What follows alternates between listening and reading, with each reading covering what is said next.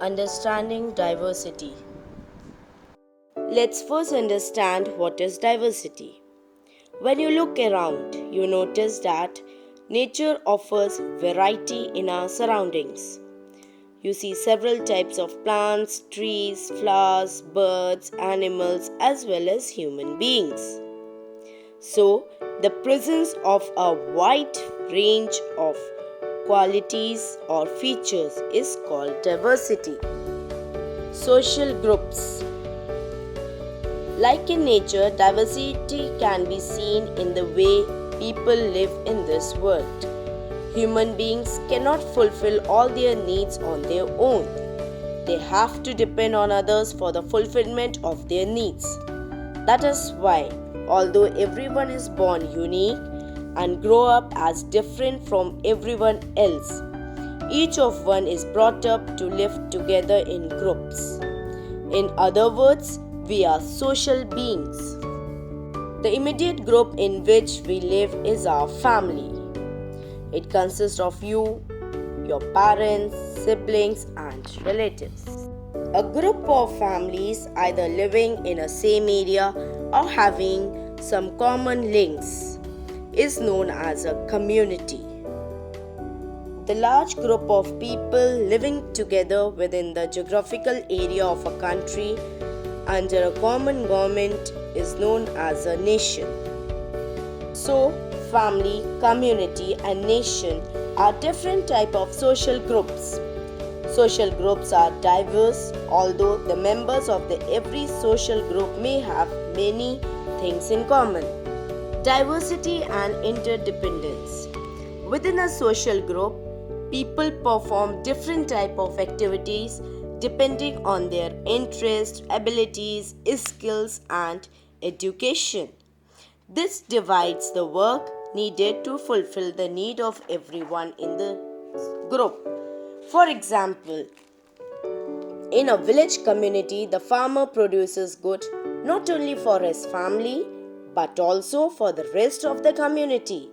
He in turn depends on other members of the community for his other needs like clothing, health services, and so on. Communities also depend on other communities. The village community, which supplies food to the communities in the towns and cities, depends on the towns and cities for things such as garments, cooking stoves, plums, tractors, and so on. Diversity in India. India is a big country with a variety of geographical and climatic conditions. People in different regions of India have their own food, dress, language, and ways of life. Since ancient times, people from various parts of the world have been coming to India and even settling here. The languages, customs, and religions brought in by them have added to the diversity in our country. In our country, diversity can be seen in almost every social institution, including the family. For instance, we have nuclear families in which only parents and their children live together. These are common in cities. We also have joint families in which parents, children, grandparents, and other close relatives live under a common roof and share the same kitchen. These are common in villages.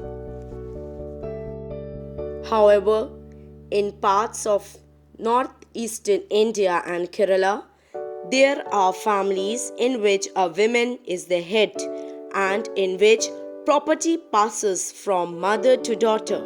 Such families are known as matrilineal families. In India, we have 22 major languages and about 1625 regional languages. The languages most commonly spoken in India can be broadly divided into two groups on the basis of their origin. The languages spoken in southern India belongs to the Dravidian group, while those spoken in northern India are derived from Sanskritic group. In India, there are people of different religious communities. Though most Indians are Hindus, there are also followers of other religions like Islam, Christianity, Sikhism, Zoroastrianism, etc. Each religion has its own festivals, rituals, and place of worship. Ways of life. Living in different environments brings diversity into people's ways of life. Not only does it make people dress differently, but it also determines what they eat, what they do for a living, and what customs they follow. Dress. People in different regions dress differently. For example, those who live in Kashmir, a cold and mountainous area, wear a loose robe called firan. Inside this loose dress, they carry a kangri, that is, an earthen pot in which live charcoals are placed. This protects them from the cold. Rajasthanis like to wear colorful clothes which are a contrast to the dull desert around.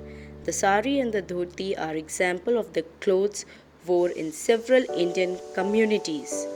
But you must have noticed that they were worn differently in different communities. Economic activities. Geographical and climatic conditions generally determine the economic activities of a region.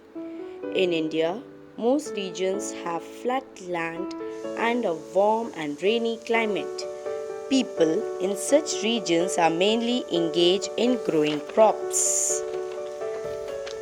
Different regions grow different crops. Thus, while Kerala, Andhra Pradesh, Tamil Nadu, Odisha, and West Bengal grow mainly rice, Punjab, Uttar Pradesh, and Madhya Pradesh grow mainly wheat. Kerala is noted for spice cultivation.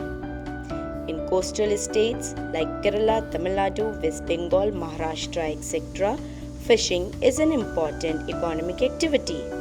Again, in cold mountainous regions like Ladakh and Jammu and Kashmir, rearing sheep and yaks is a chief occupation, as hardly any crops can be grown. Food. Indians have diverse food habits. In southern India, which has a long coastline, coconuts and fish are an important part of the diet, as they are found in abundance there. Similarly, in that part of the country, food is cooked with a lot of spices, as spices are grown there. In cold places such as Kashmir and Darjeeling, people eat a lot of non-vegetarian food and milk products, especially in winters as few crops can be grown. Festivals and dances. The environment and history of a region influence the culture of its people. This is often reflected in festivals, customs, and dances. For example, Kerala's snake boat race shows the coastal people's strong bond with water, and the yak dance of Ladakh shows the people's love for yak, which is such a beautiful animal in that region. India also has various dance forms belonging to different parts of the country. I hope the chapter is clear to you. Thank you for watching the video.